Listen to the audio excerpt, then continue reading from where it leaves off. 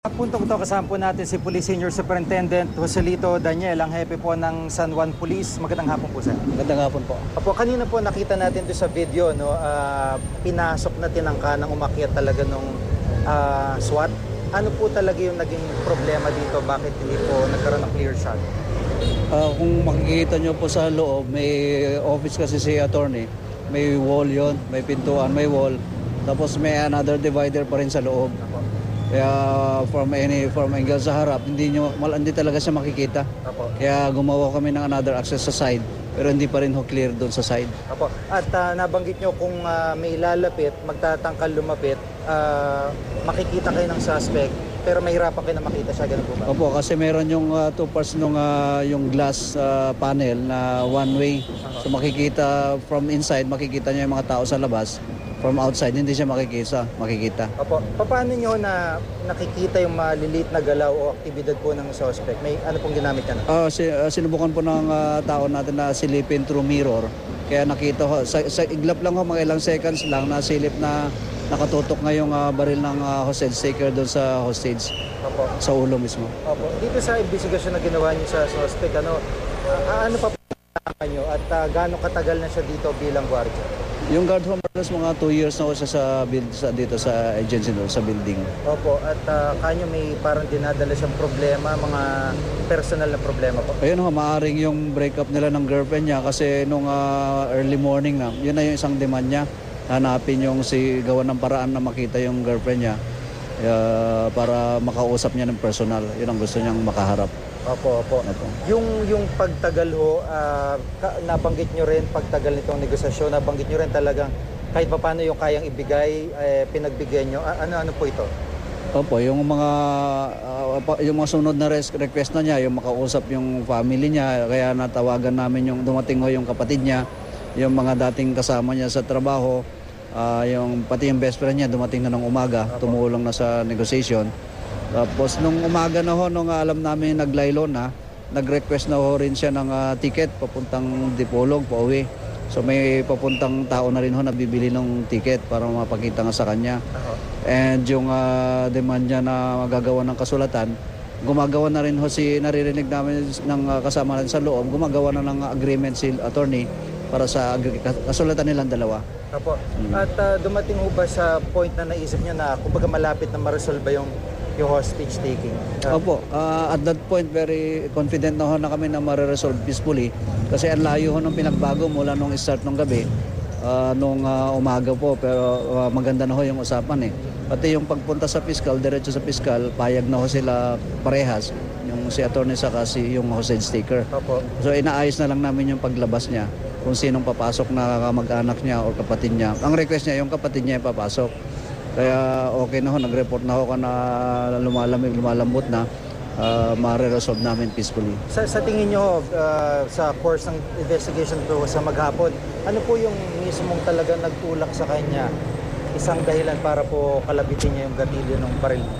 Nung umaga na po, iba na kasi yung situation ng umaga, maingay na yung paligid. Kasi kung nakita mo, dito, very busy, tapos fiesta. May demanding fire truck na nakawangwang.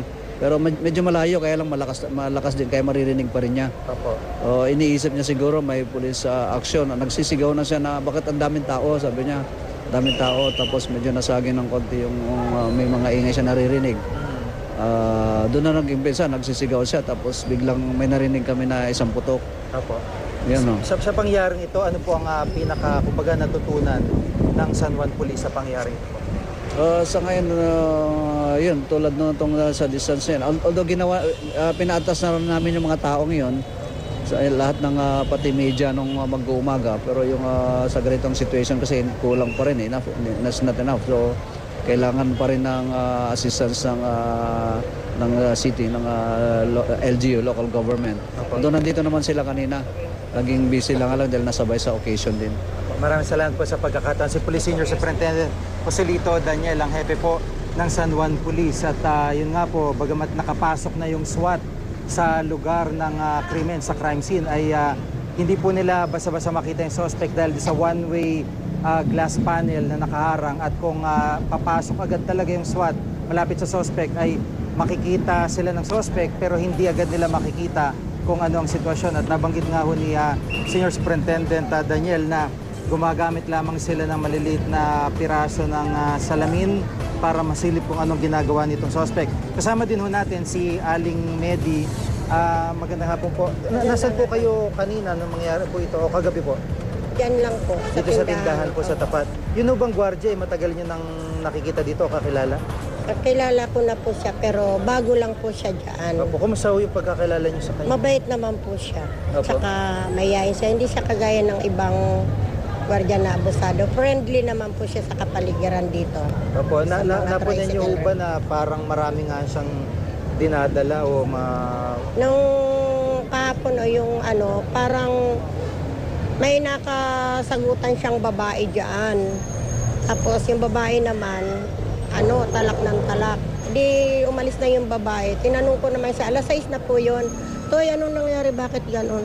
Kasi nanay, sabi naman niya sa akin, hindi na ho kasi office hour. Hinahanap niya yung asawa niya. Ganun ba? Sabi ko naman. Tapos yun namang, wala pa ho doon si attorney. Tapos nung dumating na si attorney, gabi-gabi na ho yun. Nanonood na ho ako ng TV dyan sa kabila. Opo. Yung basketball na po yun. Opo. Tapos, bukas naman po yung dyan sa kabila, yung gate. Nabigla na lang kami dahil biglang kumalabog yung gate na yan. Tapos sabi ko dun sa mama na dumaan, bakit? Kasi lumalabas si attorney, hinatak niya paloob. Tapos pinadlock na niya Yun yung na po pinto. yung, Yun na ho pinagmula yun. noon. Oho, yun na ho yun. Opo. Pero si attorney naman po, mabait naman ho sa kanila. Oo, at kinagulat nyo rin, syempre, Oo, pangyayari nito, kinagulat no? nyo. Dahil Tapos- pareho nyo kakilala itong victim at hostage taker. Tapos lumapit ho ako diyan sa tabi ng pinto. Parang mayroon siyang iminumungkahi kay attorney. Ngayon si attorney naman, parang kinagagalitan siya. Tapos naririnig ko, sabi ni attorney, buksan mo ang pinto at lalabas ako. Hindi ka lalabas dyan, sabi niya. Diyan ka lang, sabi niya. Narinig nyo pa Oo, yung... yun lang ho ang Tapos yun ho, tapos yung sa taas naman ho, yung sila Ma'am Sheila, yung may aircon ho sa taas. Nandoon sila. Yun ang Ibig sabihin na may iba pang tao sa building po nung oras Oo. na naririnig nyo yung sagutan? yun ho, nakatira doon ho, sa may aircon. Pero hindi naman sila nakakalabas. Opo, opo. Tapos so yung wala pa naman nung hindi pa wala pang mga pulis. Opo, opo. Wala pang pero natagalan dumating yung nila yung supervisor. Opo. Yung may-ari po yata yun ng agency. Opo. Tapos kinakausap siya. Hindi siya tumitinag. Opo. Parang nagagalit Sa siya. pangyaring ito, ano ang pakiramdam nyo rin dito sa dalawang kakilala po ninyo? Ang pagkakaano ko lang sa akin lang, parang kinagagalitan siya ni attorney. Opo, yun Yun nga lang yung... po, yun lang ho. Maraming salamat po. Si Aling Medi po, isa sa mga... Kasi dito na po. Apo, salamat po Aling Medi. Si Aling Medi po, isa sa mga nakarinig sa usapan nga nitong dalawa, ito pong hostage taker at mismong biktima. At naririnig po niya yung sigawan sa mga oras na nagsimula ng ikandado ng suspect itong mismong gate ng gusali.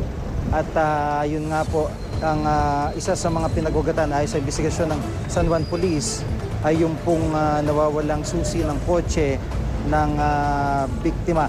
At sa pagkakataong ito nga po ay nauwi sa isang trahedya ang hostage taking incident na ito kung saan ang biktima ay napatay habang nagpatiwakal naman itong mismong hostage taker.